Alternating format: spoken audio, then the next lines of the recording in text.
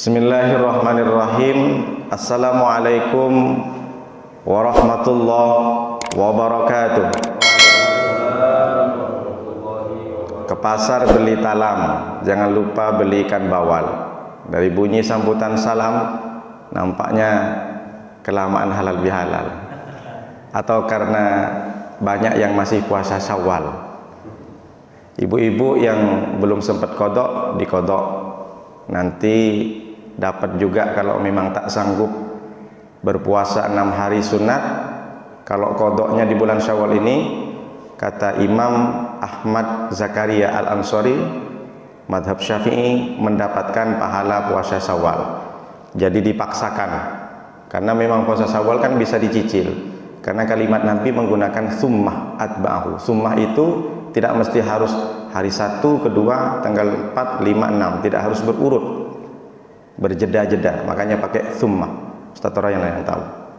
Lalu kemudian Allah juga menyampaikan dalam surah Al-Baqarah 225. Wala yu'akhidukumullahu billawi fi aimanikum walaki yu'akhidukum bima kasabat qulubukum. Allah itu tidak pernah menyiksa, tidak pernah menghukum, tidak pernah mengazab orang kalau perbuatannya itu karena refleks, karena tidak sengaja.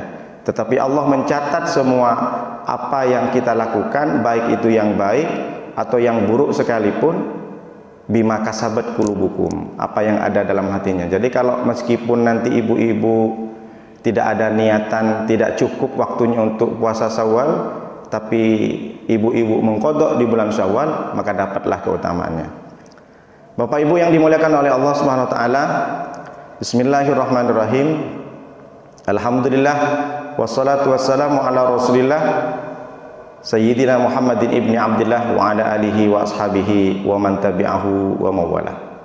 Subhanaka la ilma lana illa ma 'allamtana innaka antal alimul hakim. Rabbi shrah li sadri wa yassir li amri wahlul 'uqdatam min lisani yafqahu qawli. Amma ba'du. Yang sama-sama kita hormati Bapak Imam kita, Imam Masjid Al-Mulisin, Ustaz Royan, mudah-mudahan sehat selalu Ustaz. Pak Ketua, Pak Bedi, Sekretaris, Bendahara, para tokoh masyarakat, saudara-saudara saya, jamaah Masjid Al-Mulisin, meskipun tidak lengkap pada hari ini, mungkin masih ada di kampung, mungkin ada yang sedang istirahat karena kelelahan, dari saking senangnya sudah halal lebih halal. Kata Ustaz Royan sudah lepas, halal ini kan lepas. Wahlul 'uqdatam min lisani. Wahlul, lepaskanlah ya Allah ikatan dalam lisan kami, ucapan kami. Nabi Musa berdoa kepada Allah, wahlul 'uqdatam min lisani. Beliau Nabi Musa ingin bertemu dengan Allah, berdoa seperti itu agar nanti tidak terkunci lisan. Sama dengan orang tak biasa jadi MC, tak biasa berceramah, ketika pegang mic padahal sudah ingat semua, hilang semua. Maka berdoa, mudah-mudahan Allah melepaskan uqdatan, ikatan milisani dari lisan. Apa maknanya? Mungkin ada benang yang kusut sebelum Ramadan kita tidak teguran, maka urailah benang yang kusut, halal. Tapi jangan gara halal, hutang tak bayar. Bro, kita halal bihalal. Hutang yang 500.000 cincai aja lah, tak bisa begitu. Halal ini urusan masalah hubungan silaturahmi. Bapak Ibu yang dimuliakan oleh Allah Subhanahu wa taala, kajian hadis pada subuh kali ini, kalau hadis arba'in nanti saya lanjutkan di bulan Syawal. Ini hadis juga disebutkan dalam Sunan At-Tirmidzi. Ini pengijawantahkan atau perpanjangan dari apa yang sudah saya sampaikan di khutbah kemarin. Bahwa kalau kita di bulan Ramadan sudah selesai berhubungan dengan Allah, sudah yakin kita sudah dekat dengan Allah, karena yang pasti 29 hari kita sudah berpuasa. Tapi sekarang ini yang perlu kita bangun, halal bihalal juga sudah disampaikan, hubungan dengan manusia harus terus dipaksakan bagaimana hubungan kita dengan manusia itu tetap baik sampai 11 Ramadan, sampai 11 bulan Ramadan yang akan datang. Hadis ini disebut dalam Sunan Tirmidzi. Kitab yang bernama Sunan nih Imam Tirmidzi, Ibnu Majah, Abi Daud, lalu Imam Nasai. Jadi 4 yang namanya Sunan. Apa Sunan? Sama nggak dengan Sunan Giri, Sunan Bonang, Sunan Gunung Jati? Bukan, beda. Itu bahasa Indonesia itu Sunan. Kalau yang Sunan Bonang, Sunan Giri itu susunan. Ketika para wali itu bertemu dengan warga, disusun tangannya. Sunan, menyusun. Kalau yang Sunan ini bahasa Arab, Sunan Tirmidzi. Kalau disebut, mana tahu nanti anak bapak ibu, ayah, apa artinya Sunan ya? Saya dengar dari Ustadz Nuruddin itu Sunan Tirmidzi, katanya kitab hadis. Ya Sunan lah. Ya apa ya artinya? Jangan banyak tanya. Orang banyak tanya Yahudi. Enggak bisa begitu. Jawablah. Sunan itu jamak dari kata sunnatun. Satu sunnah, satu perbuatan amal yang kita amalkan dari Rasulullah. Kalau satu saja sunnatun. Kalau dua sunnah, sunnatani. Kalau tiga, sunanun. Jamak taksir jamak, berarti banyak sunnah. Artinya apa? Imam Tirmidzi meriwayatkan hadis banyak, bukan cuma satu. Dalam kitabnya itu beratus-ratus. Nah, itulah sunan namanya. Mana tahu nanya? Karena memang bahasa Arab. Bagaimana hadisnya? Datang dari Abi Sa'id Al-Khudri. Ini sudah saya sampaikan, jelaskan tentang sahabat Abi Sa'id Al-Khudri. Ini penting, ini hubungannya dengan manusia. Malla, ada 7 kata saja. Malla yaskurun nasa lam yaskurillah. Barang siapa yang tidak pandai berterima kasih annas kepada manusia, lam yaskurillah, maka dia dianggap tidak bersyukur kepada Allah. Wah, ini hebat nih hadisnya. Jadi Rasulullah menyampaikan hujahnya, menyampaikan hadisnya, mengaitkan Allah dengan manusia. Seberapa pentingkah? Nanti kalau masuk ke channel Pak Bedi, judulnya apa pentingnya berterima kasih kepada manusia? Seberapa pentingkah kita berterima kasih kepada manusia? Dari hadis ini sudah jelas bahwa kita meninggal itu jangan pernah meninggalkan permusuhan. Makanya saya sudah sampaikan, atadaruna mal muflis di khutbah kemarin. Siapa yang bangkrut? Yang bangkrut itu orang banyak pahalanya, tapi ternyata dia masih tidak akur dengan tetangganya, tidak akur dengan saudaranya, dengan sahabatnya dan lain sebagainya. Orang yang tak pandai berterima kasih kepada manusia, maka dia tidak termasuk orang yang bersyukur. Kalau kita bersyukur kepada Allah gampang, alhamdulillah, subhanallah. Ingin bersyukur kepada Allah, sholat, berterima kasih kepada Allah, ngaji Al-Quran, iktikaf di masjid, itu cara salah satunya bersyukur kepada Allah.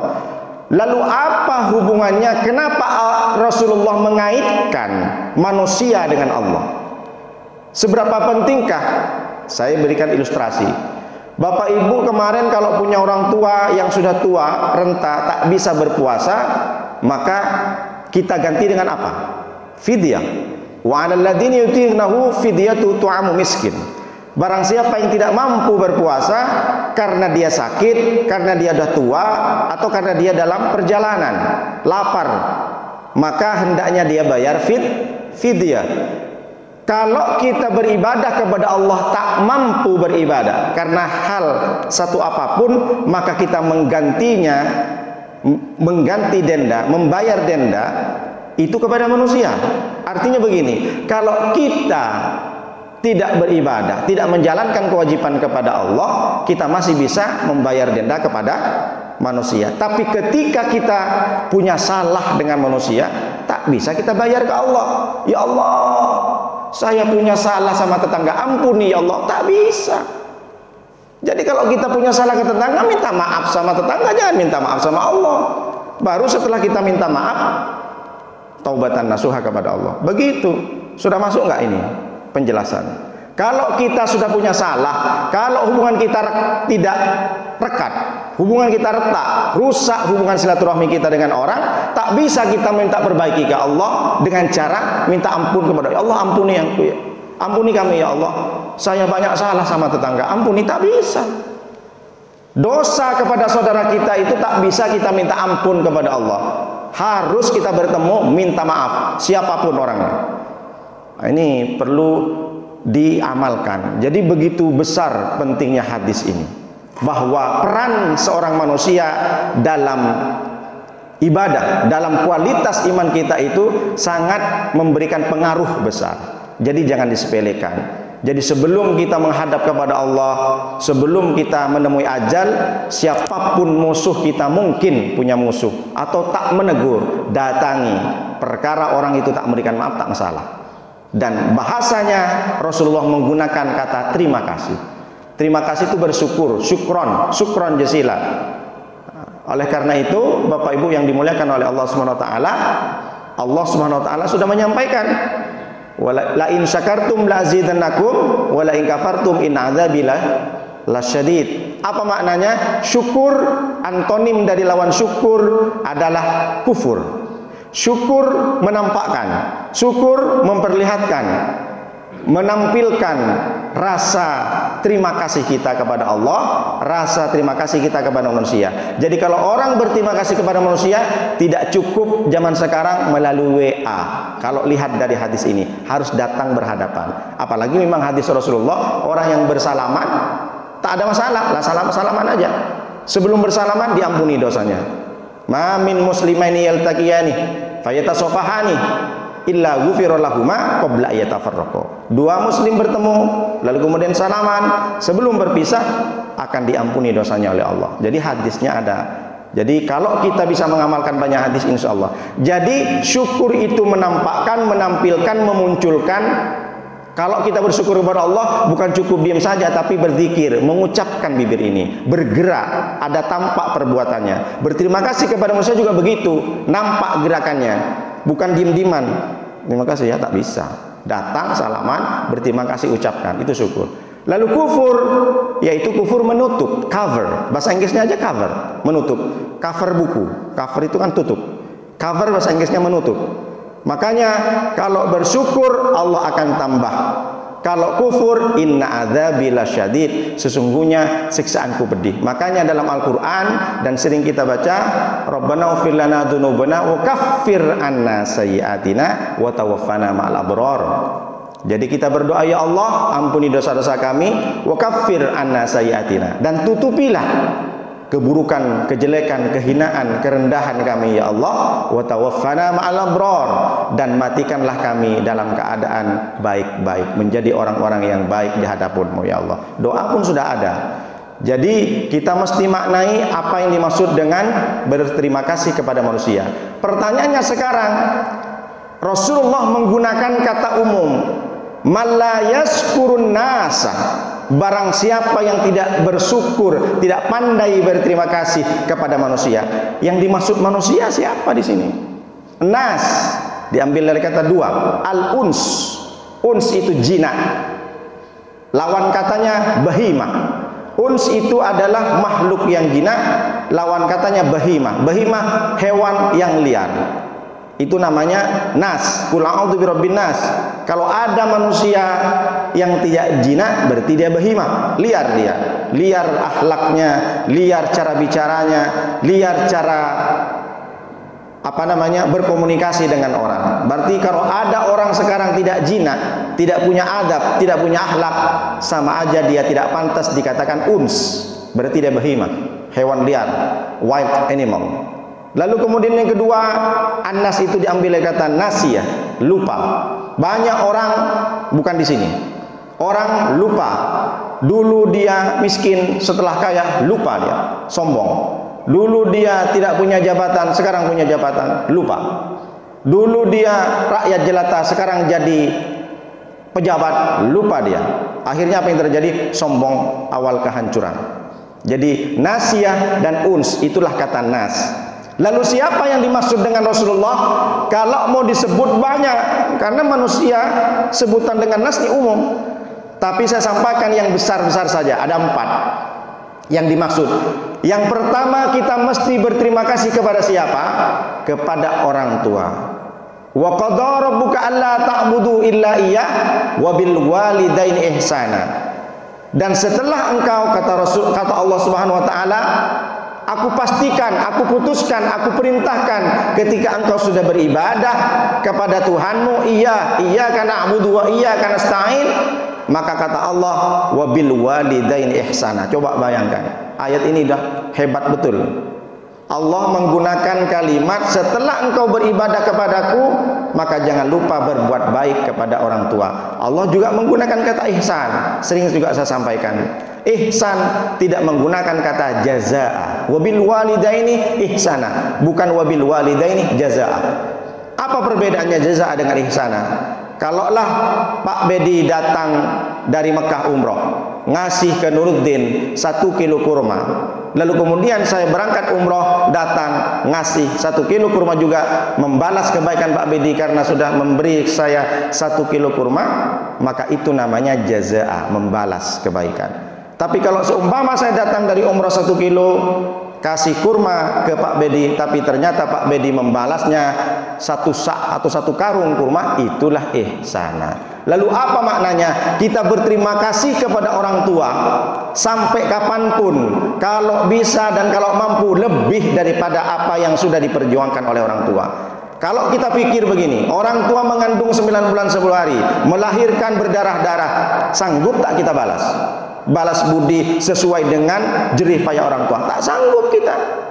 Maka setidaknya kita membalas kebaikannya bukan sampai ketika orang tua kita meninggal, tapi kita yang meninggal. Artinya apa? Membalas budi orang tua tidak hanya ketika orang tua hidup, tapi orang tua meninggal pun kita masih bersedekah. Ajak anak yatim, ajak orang duduk di rumahnya, bacakan Yasin untuk mamaku, dikasih duit orang yang baca Yasin. Bacakan 30 juz, pahalanya aku kirim ke mamaku, ke bapakku yang sudah meninggal, kasih mereka makan. Begitulah maksudnya ihsana. Jadi tidak hanya sekedar di dunia saja, kita membalas kebaikan orang tua bukan hanya sekedar ketika orang tua sudah selesai dan wafat, tapi kitalah yang wafat. Kalau selama kita belum wafat, kita masih berbuat kebaikan. Jadi tanpa batas ihsan. Itulah Allah kenapa menggunakan kata ihsan. Bahkan, mohon maaf, kalaulah ada orang anak yang sudah beriman tapi orang tuanya kafir, bolehkah masih berbuat baik?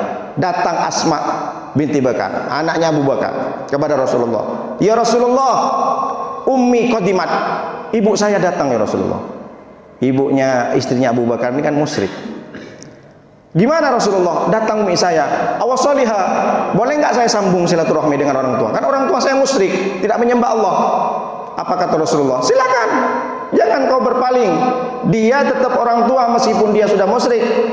Allah juga sudah menyampaikan, wa in jahadaka ala ma tusyrika bi ma laysa bi lama laysa lahu bi ilmun fala tuti'huma wa sahibhuma fid dunya ma'rufa. Kata Allah ini, seandainya orang tua kalian mengajak kalian untuk bermusyrik, bersyirik, tidak menyembahku, kata Allah, fala tuti'huma, maka jangan ikuti perintahnya, tapi wasahibhuma fid dunya ma'rufa. Tapi urusan engkau itu berbakti kepada orang tua, jangan sampai lepas. Yang tak boleh ngikutin orang tua itu kalau orang tua menyuruh kalian semuanya dengan maksiat, menyuruh kalian semua syirik kepadaku. Kalau yang lain tetap, jadi meskipun orang tua kita, mohon maaf, non muslim, kafir, tapi tidak ada cara kita untuk menjelekkan atau tidak berbakti. Orang tua tetap orang tua. Gini bukan Rasulullah saja, Allah yang menyampaikan.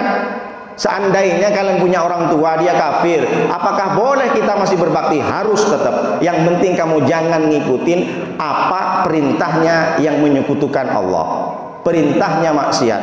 Rasulullah juga sudah menyampaikan, la ta'ata li makhluqin fi maksiatil khaliq. Tidak ada perintah, tidak ada ketaatan kepada makhluk kalau makhluk itu menyuruh maksiat. Siapapun, bos kita, orang tua kita, orang yang mungkin berpengaruh di satu RT, misalkan dia menyuruh maksiat, tidak ada cerita, jangan taat kepada mereka meskipun orang tua. Tapi urusan wasahibhuma fid dunya ma'rufa, silakan. Jadi jangan pernah putus silaturahmi. Orang tua tetap orang tua. Begitu pentingnya. Bahkan datanglah sahabat namanya Muawiyah bin Jahimah. Ya Rasulullah, saya pengen ikut Rasulullah, saya pengen mati syahid, saya ingin berperang bersama engkau ya Rasulullah. Apa Rasulullah? Apakah Rasulullah menolak? Tidak.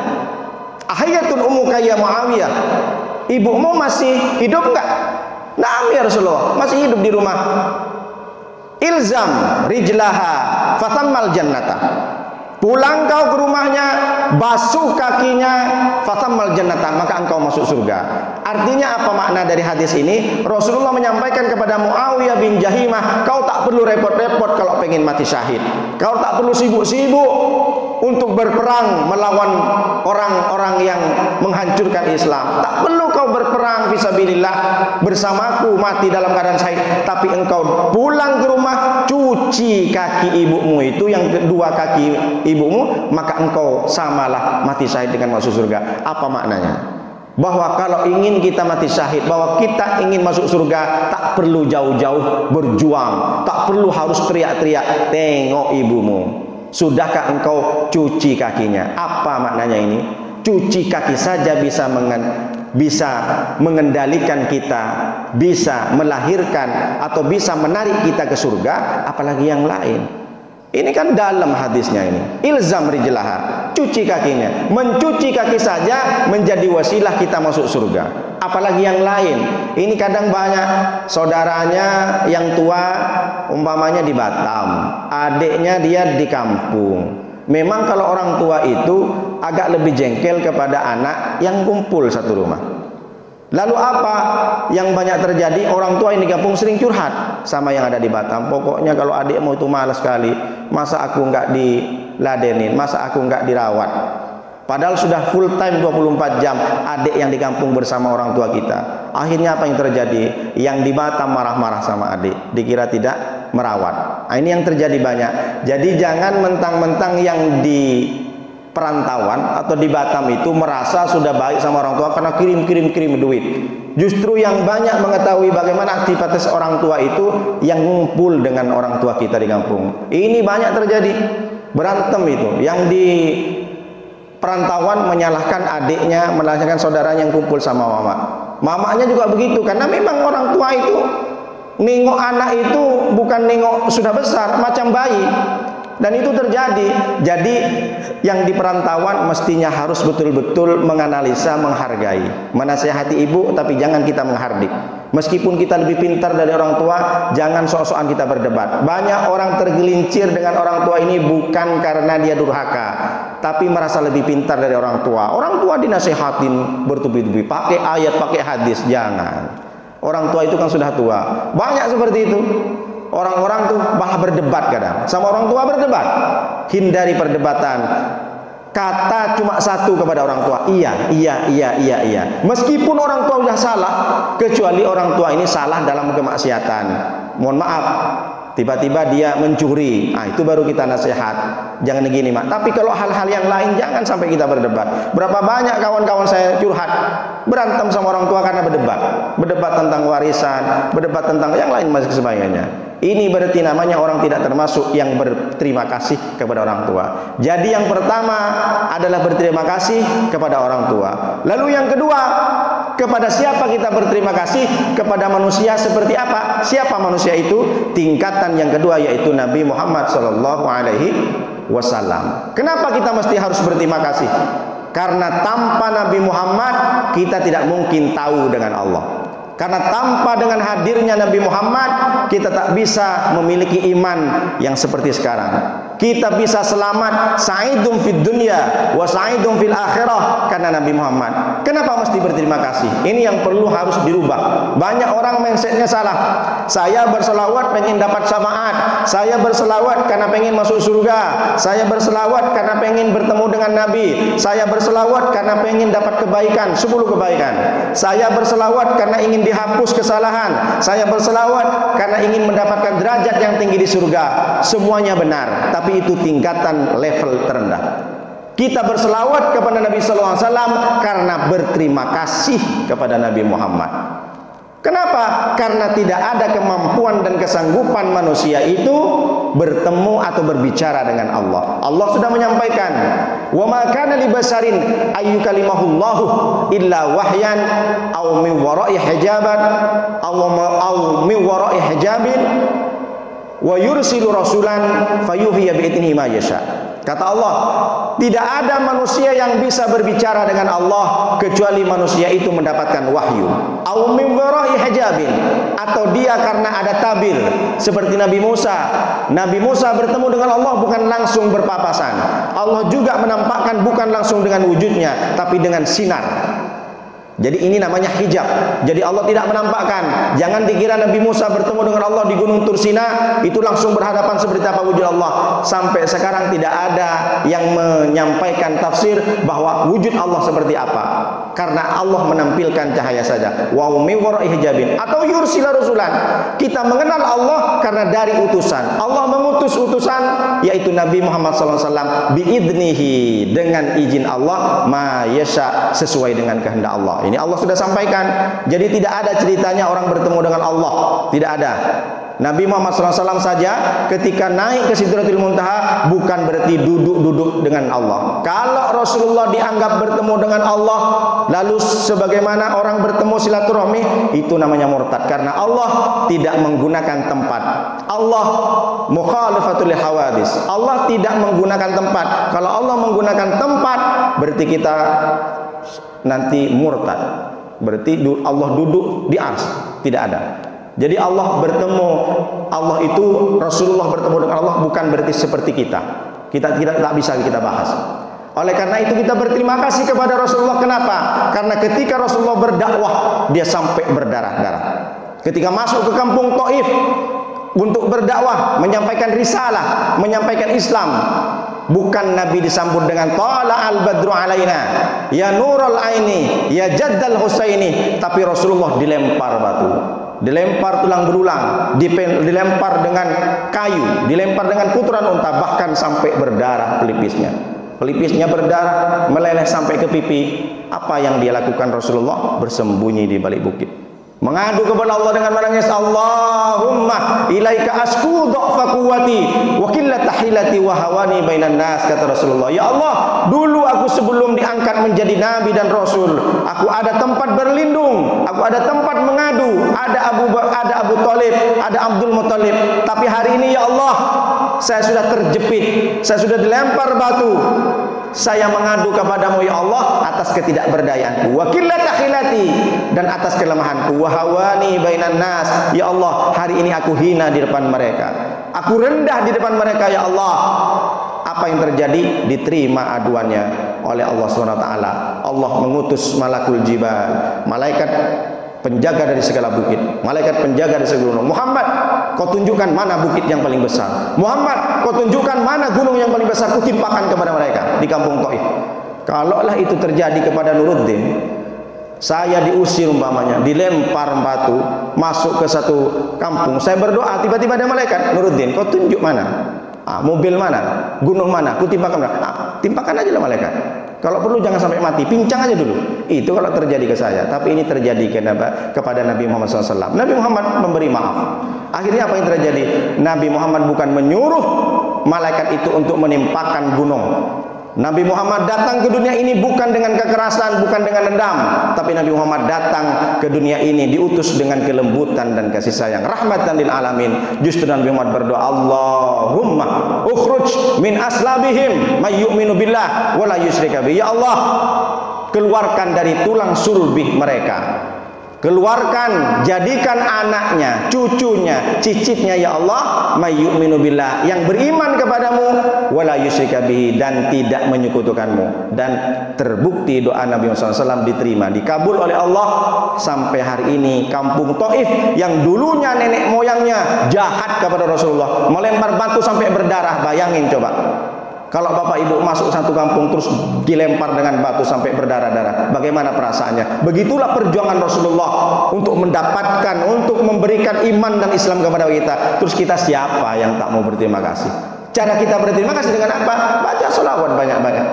Pastikan dalam hati baca selawat bukan pengen dapat syafaat saja, tapi pastikan kita, niatkan kita berselawat karena terima kasih kepada. Urusan masalah pahala itu urusan Allah. Samalah dengan kita berpuasa di bulan Ramadan kemarin itu. Banyak orang salah kaprah, mindsetnya hilang.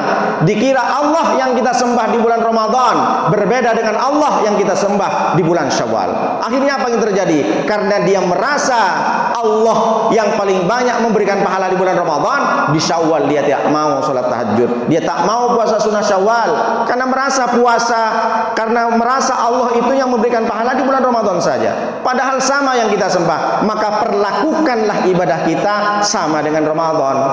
Itulah makna istiqomah pasca Ramadan. Jangan sampai kita di luar Ramadan merasa Allah yang kita sembah tidak sama dengan Allah yang di bulan Syawal. Kalau kita perlakukan sama, maka kita tidak surut untuk melakukan sholat tahajud 11 rakaat. Jangan hanya tarawih saja. Tarawih itu kan gantinya tahajud. Jangan pernah merasa kita untuk bosan berpuasa Senin Kamis, puasa Daud, puasa Ayyamul Bait tanggal 13, 14, 15 di bulan Hijriah. Kenapa dibilang Ayyamul Bait? Hari yang putih, tanggal 13, 14, 15 setiap bulannya, bulan menampakkan sinarnya dengan sempurna.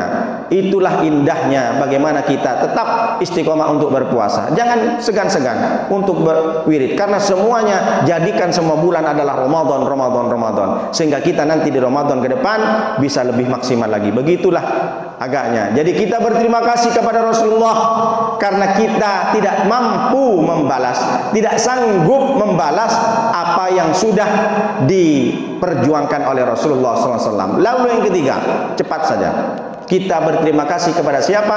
Kepada pasangan kita, kepada istri kita, kepada suami kita. Kenapa bisa begitu? Bayangkan berapa banyak orang, mohon maaf bahasa gaulnya, yang jomblo. Berapa banyak orang yang tidak punya pasangan dari mulai gadis, dari mulai bujang. Tidak tenang dia. Emang kita punya pasangan, apa manfaatnya? Apa yang kita dapatkan? Banyak. Ibu-ibu, bapak-bapak, pulang dari masjid ini, tengok surat Ar-Rum ayat 21. Wa min ayatihi an khalaqalakum min anfusikum azwaja litaskunu ilaiha wa ja'ala bainakum mawaddata wa rahmah inna fi dzalika laayatin liqaumin yatafakkarun. Buka surat Ar-Rum ayat 21. Tengok kalau bisa di print besar-besar. Apa artinya? Wa min ayatihi an khalaqalakum min anfusikum azwaja. Salah satu dari tanda-tanda kebesaran Allah adalah Allah jadikan dari jenismu, dari manusia juga pasangan. Supaya apa? Litaskunu, supaya engkau bisa tenang hidupnya. Lalu yang kedua, wa ja'ala bainakum mawaddah, dengan adanya pasangan engkau bisa merasakan bagaimana cinta. Yang ketiga, warahmah, dan kasih sayang. Inna fi dzalika laayatil liqaumin yatafakkarun, karena sesungguhnya itu adalah tanda-tanda kebesaran Allah kepada satu kaum, yatafakkarun, agar mereka berpikir. Apa maknanya? Bapak-bapak, kalau memaknai bahwa pasangan kita adalah tanda-tanda kebesaran Allah, tidak ada seorang suami yang KDRT sama istrinya, tidak ada suami yang nginjak-nginjak, tidak ada suami yang marah-marah, tidak ada suami yang nempeleng istrinya. Kenapa? Karena pasangan kita adalah tanda-tanda kebesaran Allah, yang menyampaikan bukan Nuruddin, bukan kiai, bukan nabi lagi, Allah. Apa maknanya? Kita lihat matahari, tanda-tanda kebesaran Allah di alam ini adanya matahari. Kita tak mampu melihat, berarti ini adalah besar, dan ini adalah ciptaan Allah. Kalau kita melihat bulan, melihat galaksi-galaksi di luar sana, melihat bagaimana siang dan malam berganti, itulah tanda-tanda kebesaran Allah. Tapi ada tanda-tanda kebesaran Allah tidak berbentuk huruf, tidak berbentuk matahari, tidak berbentuk bulan. Siapa dia? Istri kita, suami kita. Kalau kita nengok berapa tahun kita sudah hidup dengan pasangan kita, tengoklah baik-baik ketika istri tidur, para suami, oh berarti selama ini yang tidur denganku adalah tanda-tanda kebesaran Allah. Kalau kita maknai bahwa istri kita adalah tanda-tanda kebesaran Allah, tak mungkin secuil satu huruf pun kita marah sama istri. Begitu juga istri, kalau menengok suaminya dan resapi dalam hatinya dengan ayat Ar-Rum ayat 21 ini, maka tidak ada istri-istri yang membangkang sama suami, tidak ada istri yang tidak nurut sama suami. Ini karena capek saja sudah tak mau dicolek-colek. Capek lah, bising aja. Berarti dia tidak menghargai ayat-ayat Allah. Begitulah istri. Jadi nengok suami jangan nengok orangnya, jangan nengok karena baunya, karena nengok suami adalah sebagian tanda-tanda. Siapa yang bilang? Allah. Jadi resapi ini. Makanya begitu banyak orang yang cerai, yang sudah berpisah dengan pasangannya hanya karena sepele, hanya karena ribut dengan mertuanya, hanya karena nasi sepiring, hanya karena kecurigaannya kepada suami, tiba-tiba minta cerai. Berapa banyak orang yang sudah melakukan KDRT, dan itu terjadi di dunia. Bukan kepada orang yang sudah musyrik, bukan kepada orang yang sudah bermaksiat, orang yang beriman, yang sujud berkali-kali kepada Allah, tapi masih berantem, masih marah sama istrinya, masih nempeleng sama istrinya. Ini saya katakan, kalau ada seorang suami masih nempeleng, bencong dia. Kenapa mesti harus tempeleng seorang suami? Jangan dianggap perempuan itu lemah, karena itu adalah tanda-tanda kebesaran Allah. Kenapa? Karena kita memiliki pasangan, berterima kasih kepada pasangan, karena selama ini kita bisa tenang. Litaskunu ilaiha. Engkau dikasih pasangan, kata Allah, itu adalah engkau biar tenang. Berapa banyak orang yang tidak tenang karena dia masih bujangan, pusing dia, banyak masalah, pengen tenang, datang ke klub, datang ke diskotik, bejedak-bejeduk dengan lagunya, selesai lagu itu keluar masih tak tenang. Kenapa? Karena tidak ada orang yang menemani kita. Dan pasangan kita itu adalah solusi terbaik. Ketika kita punya masalah di kantor, apakah teman kantor yang bantu kita? Tidak. Ketika kita merasa, ibu-ibu merasa punya sahabat baik, sering traktir, apakah ketika ibu-ibu sakit dia datang duluan? Ya datang jalan suami. Begitu juga suami. Berapa banyak dia punya sahabat yang baik, bahkan bosnya tuh dijadikan macam segala-galanya. Nomor 1 dari istri nomor 20. Gara-gara pekerjaannya mungkin, mohon maaf, dia memilih bosnya, padahal istri sudah menunggu di rumah, sudah malam, bang, pulang bang. Siapa yang sakit duluan yang menjenguk? Siapa yang meraba? Siapa yang membuat makanan? Siapa yang ngasih minuman? Istri kita. Begitu juga istri, siapa duluan? Bahkan kalau mungkin nanti saatnya, pada masanya dia sudah bernazak, sudah 1-2 nyawanya, siapa yang bernazak? La ilaha illallah. Suami. Begitu juga istri. Nanti suami kalau sudah sampai masanya, sudah asma dia, sudah 1-2 nyawanya, siapa yang bernazak? Istrinya. La ilaha illallah. Maka istri adalah nomor 1 dalam rumah tangga, dalam kehidupan kita. Jangan menyepelekan istri, jangan menyepelekan suami. Ini kadang banyak di luar, dari saking taatnya sama bosnya, kalau bos sudah nyuruh jam 1 pun berangkat, sementara istri minta pijet-pijet lah bang, sikit bang, tak mau dipijet. Ini yang salah, berarti tidak berterima kasih. Orang tak berterima kasih, tak membanggakan diri dengan pasangannya, berarti dia termasuk orang yang tidak bersyukur kepada Allah. Oleh karena itu yang pertama, litaskunu, tenang. Kita mendapatkan pasangan, kita tenang. Jadi kalau orang masih lajang, pengen tenang, cepat nikah. Kalau yang sudah menikah tak tenang juga, berarti harus menikah lagi. Oh enggak. Jangan pula nanti, Pak Ustadz, saya sudah nikah tapi tak tenang-tenang. Boleh enggak nama lagi? Itu urusan ibu dengan bapak, ya Ustadz Royan. Boleh enggak Bang? Enggak. Jangan pula begitu. Kemarin ada yang tanya, Pak Ustadz, kalau sudah menikah tetap tak tenang Pak Ustadz. Ini kan ayat yang menyangkal litaskunu. Saya ingin cari ketenangan yang lain, nambah lagi Pak Ustadz. Tak bisa begitu. Harus ada persetujuan. Tapi memang bukan syarat sih persetujuan. Ustadz Royan yang tahu lah. Cuma Ustadz Royan sering nyuruh saya, cepatlah Pak Kiai begini. Saya nunggu Pak Royan dulu, saya bilang. Yang kedua, wa ja'ala bainakum mawaddah. Allah menjadikan pasangan kita mawaddah, cinta. Apa maknanya cinta? Banyak nanya anak-anak gadis, anak lajang, ma, ayah, bunda, apa artinya cinta dan kasih sayang? Ya kalau cinta ya cinta, kasih sayang nggak bisa begitu. Kita harus jelaskan, cinta itu lebih. Dulu ketika awal-awal kita nengok istri kita, nampaknya istri kita lebih cantik, lebih tinggi, lebih mancung daripada yang lain. Tapi setelah 10 tahun, istriku kok pesek ya? Nah, itu cinta. Jadi kalau sekarang bapak ibu bertahan, bukan karena cinta, itu karena kasih sayang. Karena cinta itu lebih. Dulu masih tunangan, masih ta'arufan, nengok istri, kalah selebgram, kalah artis, semuanya yang paling cantik istriku. Tapi setelah 10 tahun ditengok kakinya agak mekar. Kakimu kok agak mekar-mekar bunda, katanya.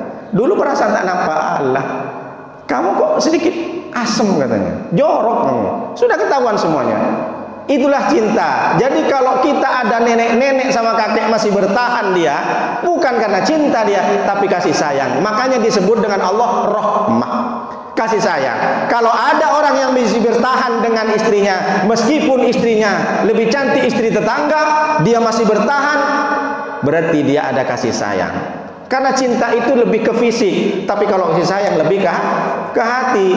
Jadi kalau sudah bertahun-tahun nikah, pasti kita melihat kekurangan. Maka diberikan anugerah oleh Allah rahmah kasih sayang. Apa kasih sayang? Menutup kelemahan-kelemahan, menutup kekurangan-kekurangan pasangan kita. Berapa banyak kita sudah tahu bahwa istri kita itu jauh lebih sempurna orang lain. Makanya kata nggak ada orang, saya tak sebutkan namanya, kawan saya Pak Ustadz kalau nengok gadis biasa, tapi kalau nengok istri orang, na'udzubillah min dzalik. Kenapa? Ya karena memang seperti itu, lebih nampaknya istri kurang. Makanya kadang banyak orang itu berpindah ke lain hati, mohon maaf. Kenapa? Karena merasa yang di rumah itu sudah nengok tiap hari, padahal awal-awal itu wow, lebih hebat daripada yang lain, lebih cantik. Maka Allah hadirkan rahmah. Apa salah satu kasih sayang itu? Sepertilah gajah. Gajah tidak pernah ada gajah menginjak anaknya meskipun dia tak nampak. Kenapa? Karena Allah turunkan rahmat. Tidak ada ular makan anaknya sendiri, karena ada rahmat di situ. Hewan saja punya kasih sayang. Samalah halnya ketika kita itu melihat berapa banyak perempuan-perempuan yang membuang bayinya di selokan karena tidak ada rahmat. Berapa banyak seorang ayah mukul anaknya sampai mati. Yang terakhir ternyata di Filipina, bukan di Indonesia, yang dibanting anaknya itu sampai mati karena tidak ada rahmat lagi. Maka bersyukurlah, berterima kasihlah kepada pasangan kita, kepada istri kita yang masih menyayangi kita. Begitu juga istri masih bersyukur kepada anaknya, anak yang tidak menjadi durhaka. Banyak orang yang sudah tidak betah dengan anaknya karena dia sakau, karena dia ngelim.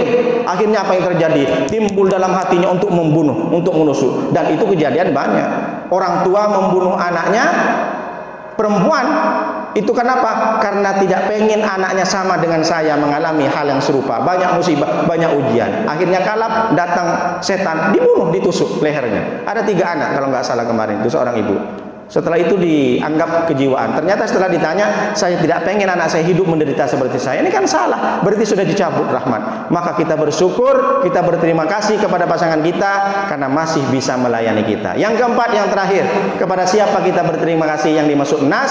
Karena kalau disebut semuanya tak mampu. Yang besar-besar saja, ulil amri, pemerintah. Sab'atun yudhilluhumullahu fi dhillihi yauma la dhilla illa dhilluhu. 7 golongan kata Allah, Allah akan berikan naungan dengan naungannya yauma la dhilla illa dhilluhu, di mana nanti tidak ada naungan, tidak ada atap kecuali dhilluhu, kecuali naungan Allah. Siapa itu? Imamun adlun, pemimpin yang adil.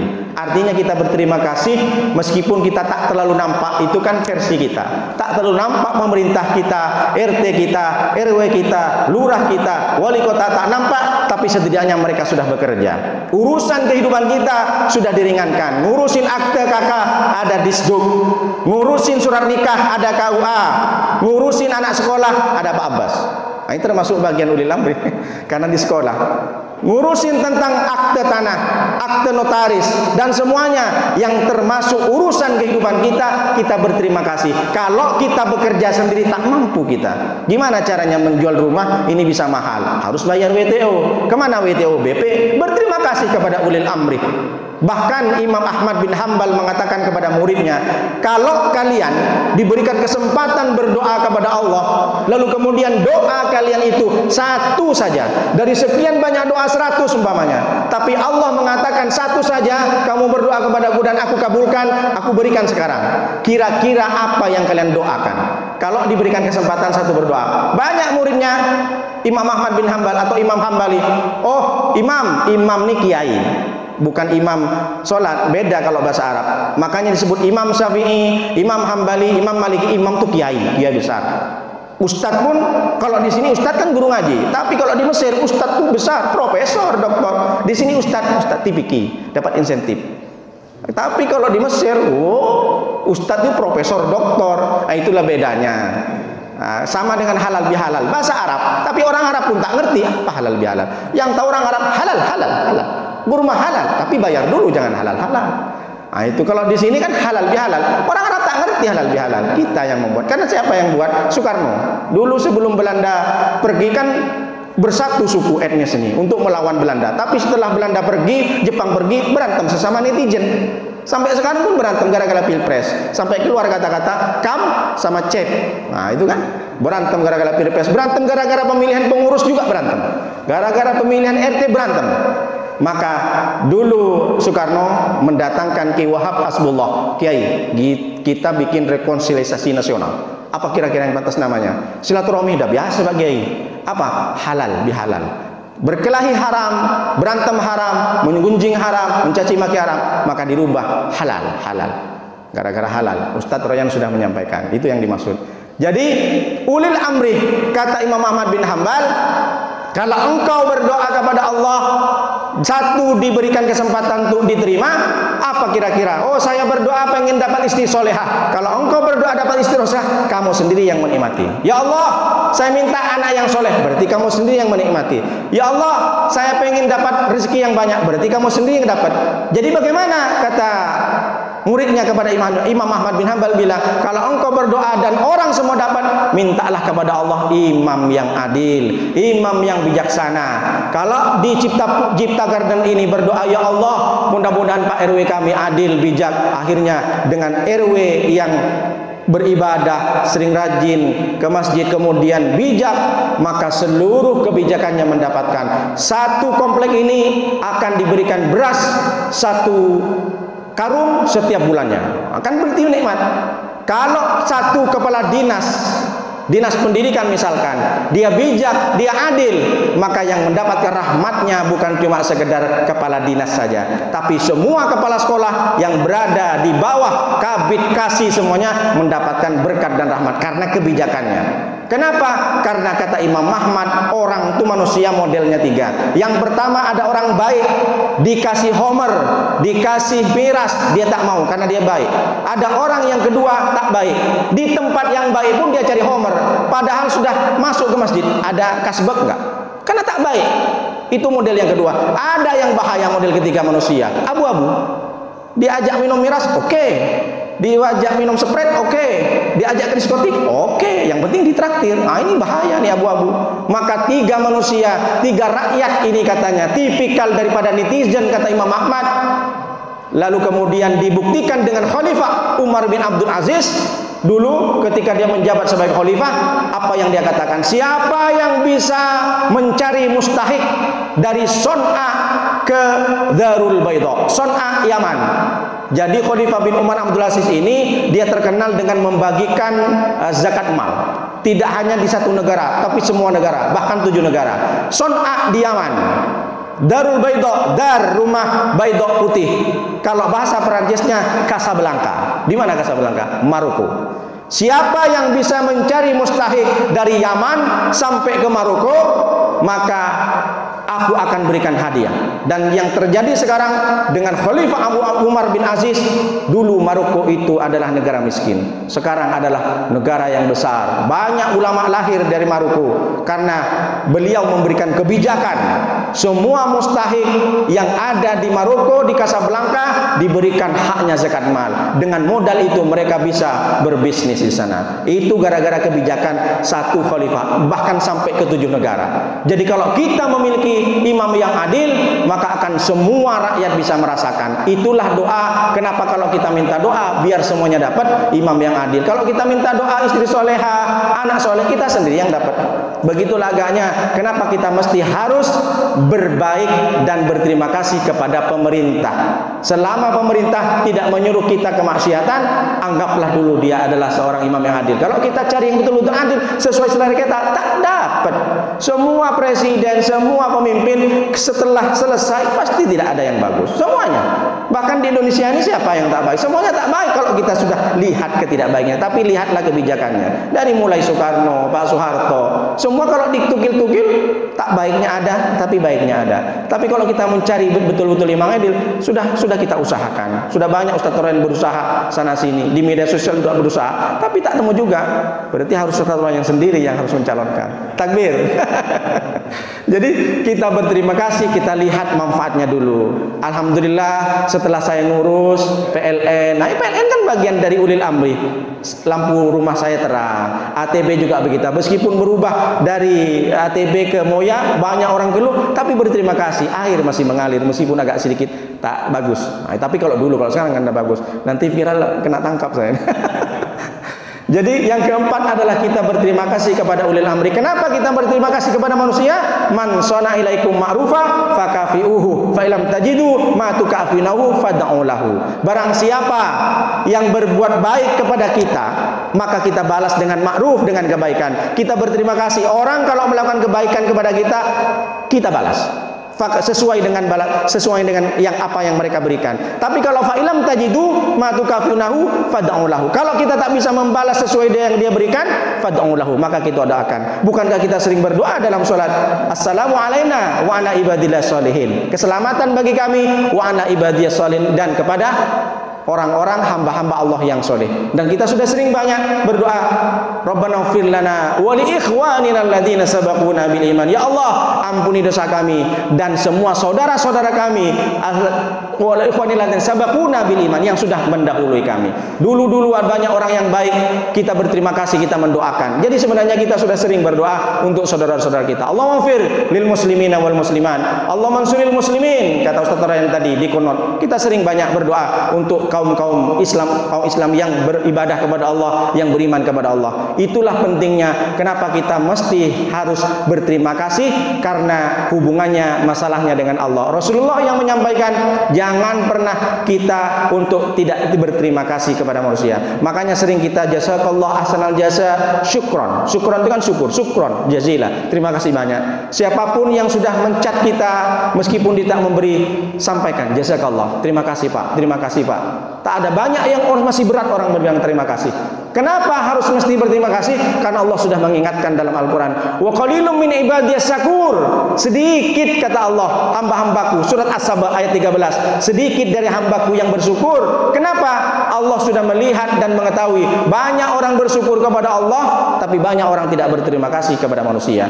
Qalilan mimma tashkurun, sedikit orang, sedikit kamu bersyukur kepadaku. Apa salah satunya? Allah sudah tahu orang yang tak bersyukur kepadaku adalah orang yang tidak berterima kasih kepada sesama. Mudah-mudahan kita semua menjadi hamba Allah yang sudah memperbaiki hubungannya dengan Allah. Kemudian kita juga berterima kasih kepada orang-orang. 4 ini yang paling besar, yang lain banyak. Berterima kasih kepada ustaz, berterima kasih kepada ulama, berterima kasih kepada tetangga, berterima kasih kepada saudara. Semua harus berterima kasih. Leburkan, itulah makna halal bihalal. Tapi temanya bukan halal bihalal ini, seterusnya sudah selesai seterusnya. Mari kita bersama berdoa, mudah-mudahan apa yang kita inginkan diwujudkan oleh Allah, apa yang kita harapkan dikabulkan oleh Allah. Bismillahirrahmanirrahim.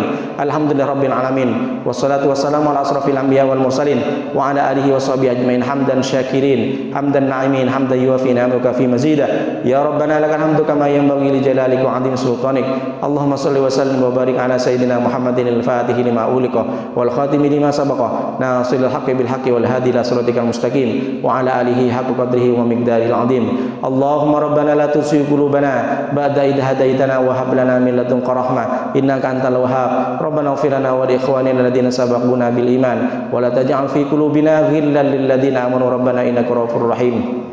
Allahumma arinal haqqa haqqa warzuqna ittiba'ah wa arinal batila batila warzuqna ijtinabah. Allahumma ya muqallibal qulub tsabbit qulubana ala dinika wa ala ta'atik. Allahumma rabb hab lana min azwajina wa dhurriyyatina qurrata a'yun waj'alna lil muttaqina imama. Rabbana zalamna anfusana wa illam taghfir lana wa tarhamna lanakunanna minal khasirin. Subhanaka rabbika rabbil izzati amma yasifun wa salamun alal mursalin walhamdulillahi rabbil alamin. Al-Fatihah. A'udzu billahi minasyaitonir rajim. Bismillahirrahmanirrahim. Alhamdulillahi rabbil alamin arrahmanir rahim maliki yaumiddin. Iyyaka na'budu wa iyyaka nasta'in ihdinas siratal mustaqim siratal ladzina an'amta 'alaihim ghairil maghdubi 'alaihim waladdallin amin. Demikian Bapak Ibu, mohon maaf atas segala ucap yang tidak berkenan dalam hati Bapak Ibu. Saya tidak ada maksud untuk menyinggung, tapi ini kebetulan saja. Terima kasih atas segala perhatian. Mohon maaf atas segala kurangan. Hadanallahu ilaikum ila thoriqil mustaqim. Wassalamualaikum warahmatullahi wabarakatuh.